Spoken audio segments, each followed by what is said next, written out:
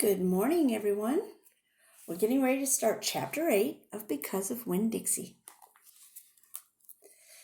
Winn-Dixie's bald spots started growing fur, and the fur he had to begin with started looking shiny and healthy, and he didn't limp anymore. And you could tell that he was proud of looking so good, proud of not looking like a stray.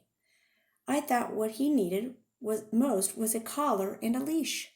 So I went into Gertrude's Pets, where there were fish and snakes and mice and lizards and gerbils and pet supplies. And I found a real handsome leather collar with a matching leash. Winn-Dixie was not allowed to come inside the store because there was a really big sign on the door that said, "No dogs allowed."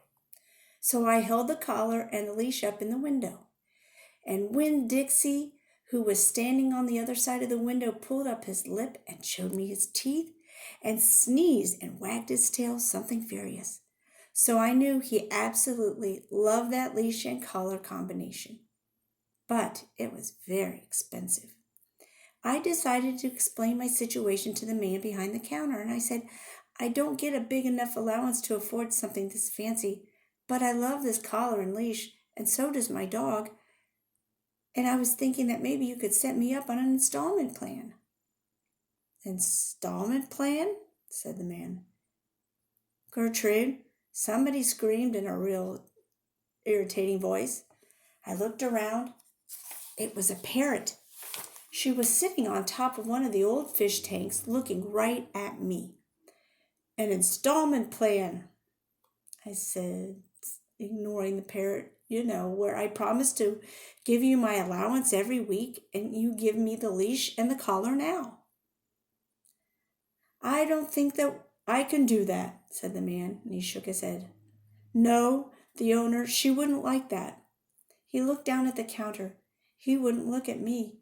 He had a thick black hair, and it was slicked back like Elvis Presley. He had a name tag that said Otis. "Or I could work for you," I said. "I could come in and sweep the floors and dust the shelves and take out the trash. I could do that." I looked around Gertrude's Pets. There was sand and sunflower seed shells and big dust bunnies all over the floor. I could tell that it needed to be swept. Said Otis. He looked down at the counter some more. "Gertrude," the parrot screamed again. I'm real trustworthy," I said. "I'm new in town, but my daddy is a preacher. He's the preacher at the Open Arms Baptist Church of Naomi, so I'm real honest.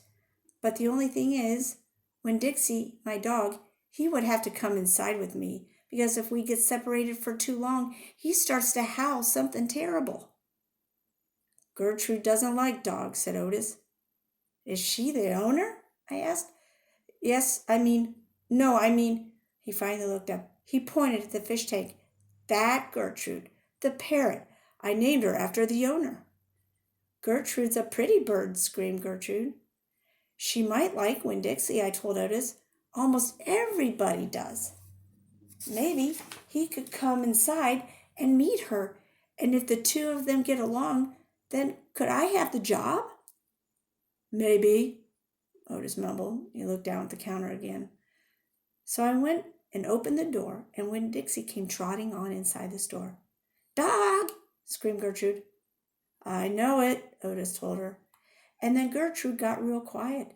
She sat on the top of the fish tank and cocked her head from one side to the other, looking at Winn-Dixie. And when Dixie stood up and stared back at her, he didn't hardly move. He didn't even wag his tail. He didn't even smile. He didn't even sneeze. He just stared at Gertrude, and she stared back at him. And then she spread her wings out real far and flew and landed on top of Winn-Dixie's head. "Dog!" she croaked.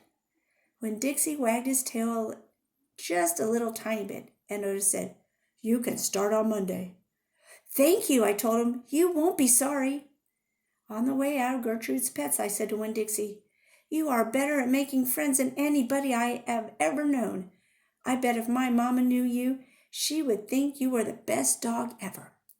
Winn-Dixie was smiling up at me, and I was smiling down at him. And so neither one of us was looking where we were going, and we almost bumped right into Sweetie Pie Thomas. She was standing there, sucking on the knuckle of her third finger, staring in the window of Gertrude's Pets. She took her finger out of her mouth and looked at me. Her eyes were all big and round. "Was that bird sitting on the dog's head?" she asked. She had her hair tied up in a ponytail with a pink ribbon. But it wasn't much of a ponytail. It was a mostly ribbon and a few strands of hair. "Yes," I told her. "I seen it," she said. She nodded her head and put her knuckle right back in her mouth. Then she took it out again real quick. "I seen that the dog in church, too. He was chasing a mouse. I want a dog just like it, but my mama won't let me get a dog. She says if I'm real good, I might get to buy me a goldfish or one of them gerbils. That's what she says. Can I pet your dog?" "Sure," I told her. Sweetie Pie stroked Winn-Dixie's head so long and serious that his eyes drooped half closed, and drool was coming out of the side of his mouth. "I'm going to be 6 years old in September. I got to stop sucking on my knuckle once I'm 6, said Sweetie Pie. "I'm having a party. Do you want to come to my party? The theme is pink." "Sure," I told her. "Can this dog come?" she asked. "You bet," I told her. All of a sudden I felt happy. I had a dog. I had a job. I had Miss Franny Block for a friend. And I had my first invitation to a party in Naomi. It didn't matter that it came from that 5-year-old and the party wasn't until September. I didn't feel so lonely anymore.